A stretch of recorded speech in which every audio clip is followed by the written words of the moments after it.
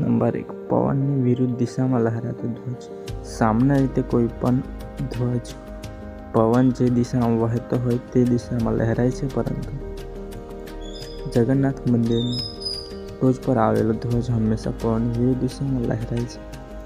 આ એક એવું રહસ્ય છે જે લોકોને આશ્ચર્યચકમાં મૂકે છે.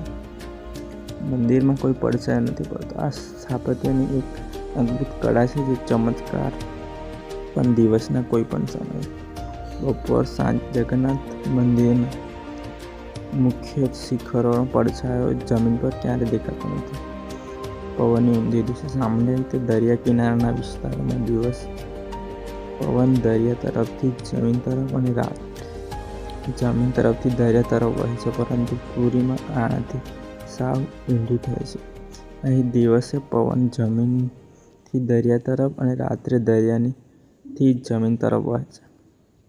સુદર્શન ચક્રનું રહસ્ય. મંદિરની ટોચ પર અષ્ટધાતુનું સુદર્શન ચક્ર, જે નીલચક્ર પણ કહેવાય છે, લગાવવામાં આવ્યું છે. આ ચક્રની બનાવટ એવી છે કે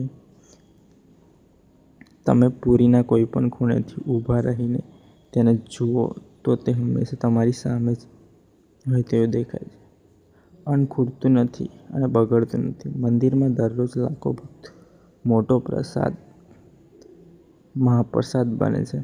રહસ્યની વાત એ છે કે અહીં ક્યારેય પ્રસાદ ઓછો પડતો નથી કે ક્યારેય બગડતો નથી, પરંતુ કપાટ બંધ થવાની સાથે જ પ્રસાદ પણ બરાબર પૂરો થઈ જાય છે. પ્રસાદ રાંધવાની અનોખી પદ્ધતિ. મંદિરમાં પ્રસાદ બનાવવા માટે માટીના 7 વાસણો એકબીજાની ઉપર મૂકવામાં આવે છે. સૌથી આશ્ચર્યજનક વાત એ છે કે સૌથી ઉપર મૂકેલા વાસણનો પ્રસાદ સૌથી પહેલા પાકે છે, અને સૌથી નીચે, જે અગ્નિના સીધા સંપર્કમાં છે, તે વાસણનો પ્રસાદ સૌથી છેલ્લા પાકે છે. સમુદ્રનો અવાજ ગાયબ થાય છે. મંદિરના પ્રવેશદ્વાર, જેને સિંહ દ્વાર કહેવાય છે, તેમાં તમે જેવો પહેલો પગ મૂકો કે તરત જ બહાર સંભળાતા સમુદ્રના મોજાનો અવાજ એકદમ બંધ થઈ જાય છે. પણ જેવો તમે મંદિરની બહાર એક પગ મૂકો, અવાજ ફરી સાંભળવા લાગે છે. પક્ષીઓ કે વિમાન ઉપરથી ઉડતું નથી.